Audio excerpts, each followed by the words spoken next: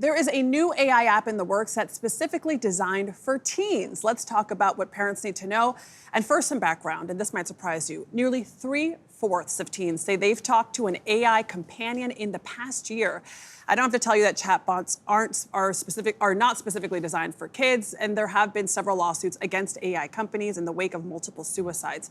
The Federal Trade Commission is also investigating some of these companies about the potential harm to children.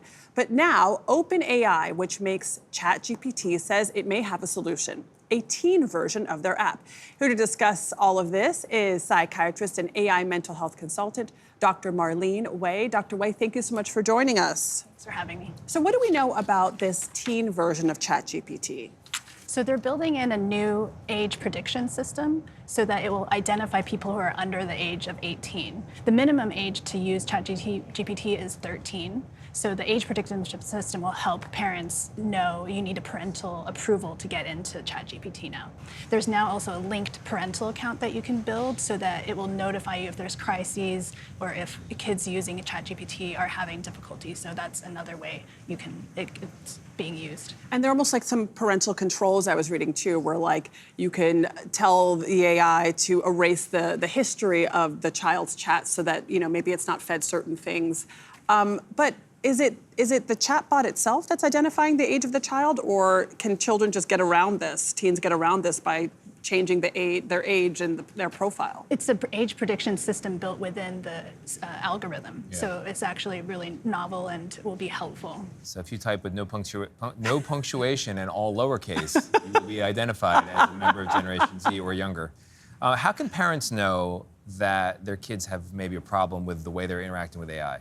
That's a great question. One of the things I tell parents to look out for is if you're noticing your child is being more socially withdrawn and spending less time with their friends than before. Another thing is that it can show up in schools, like their grades are dropping, and sometimes also if they're just appearing more shut down and spending a lot of time on their devices and with AI.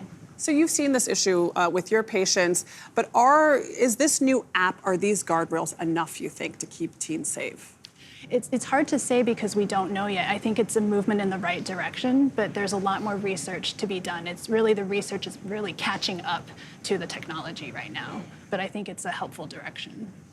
There have been stories on our air about men in particular who've developed relationships with AI.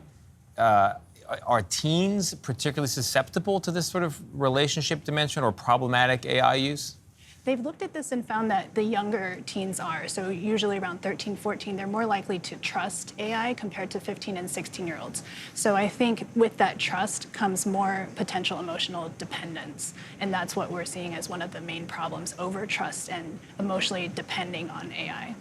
Is there anything else that parents should know or should do to help their teens not be one of the ones that has problems with AI use? I think knowing not just the kind of AI platform they're using, but also how they're using AI is really critical. So if teens are using it for research, for school, to write papers, these are all really good benefits. But if they're finding that they're turning to AI in crisis situations or for emotional support, that's where we see a lot of the risk come from. But how do parents know those things unless they're sitting right next to their teens on the computer, which nobody can really do all the time? Yes, this is one of the hardest questions because monitoring that is so hard, but having an open, collaborative conversation is really the key, but there's not really a perfect system. I think that's why these safety guardrails that is now built into the platform, that's going to be helpful. Really useful stuff, especially in a world where about 1 in 3 teens find conversations with AI companions as satisfying or more satisfying than talking to a real-life teen. Yikes! Dr. Marlynn Wei, thank you very much. Really appreciate it. Important topic.